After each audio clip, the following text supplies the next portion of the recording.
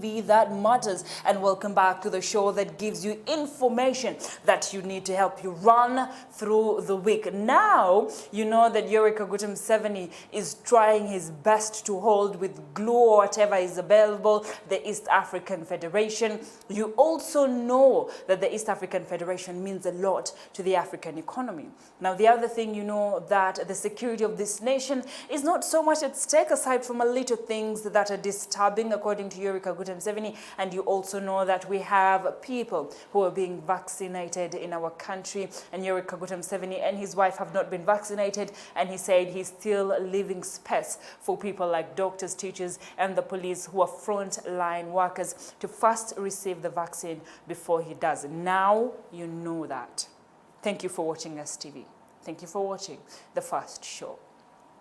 You also know that Mtebile has been given another 5 years as the head of Bank of Uganda after 21 years, which will give him a total of 26 years. Your thought on that, go discuss in a group. Our social media platforms will be open.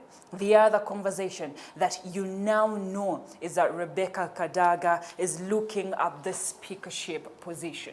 Now, what I'm thinking is that I want your view on this particular topic of Rebecca Kadaga standing for another year or so as the speaker of this particular parliament, which will be the 11th. Rebecca Kadaga has been there since 2011, and before that there was talk between NRM and Rebecca Kadaga about certain things, plus Olanya, who was part of the meeting. Now that I want to extend it to a later on conversation because I want to have it with you. For now, let's have a conversation on Taban Ali. Mwenna mumanyi Taban Ali. Taban Ali is the son to Idi Amin, who ran the country from 1971 to 1979 when he was the president of this nation, Uganda, before Yoweri Kaguta Museveni and his team from Tanzania came and took over Idi Amin's government. Now, Idi Amin ran into exile and he ran to Saudi Arabia, where he died in a Jeddah hospital while in exile. Now, when Idi Amin died in exile, Taban Ali was a little bit scared about coming back to Uganda. So what Taban Ali did was stay in DRC Congo, in the Ugandan embassy in DRC Congo, where he was hiding. And remember, by that time, the Ugandan embassy in DRC was in deplorable position because Uganda had withdrawn from DRC when they had misunderstandings. Now, while Taban Ali had said that he was hiding in the Ugandan embassy in DRC Congo, Uganda was here scared. And their fear was that there was still a group of people that were loyal to Idi Amin and were loyal to Taban Ali, and their fear was that they would form a rebel group that would again attack the government of Yoweri Kaguta Museveni. In 2003, Taban Ali was then brought back to Uganda by the DRC government because Uganda told DRC, if you want us to have a better relationship with you, bring back Taban Ali into our country and we'll see what we do with him in 2003. And everybody was worried, what will Museveni do with Taban Ali?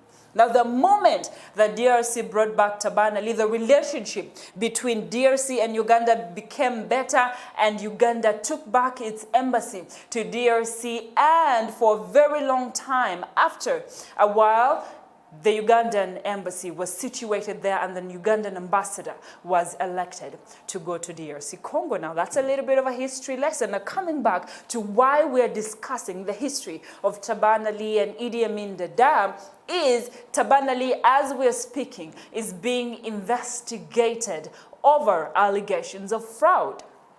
Now, the money that Taban Ali is being investigated over is an amount totaling to 30 billion Ugandan shillings, and they say that the $8 million was taken from 2 American citizens who had gone to do their business of gold in Congo, and also in an area called, give me a second, let me look at this. Taban Ali And these two Europeans who, of course, had come to Uganda and talked to Ugandan people to have their gold transported all the way to Canada. And it was supposed to pass through Uganda to Nairobi and then later to Dubai and Canada.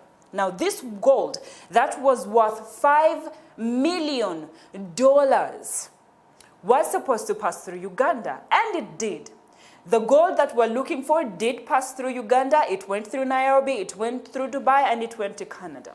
Now, when these two white men opened their cargo, they found that there were only aluminium bars and they were not gold.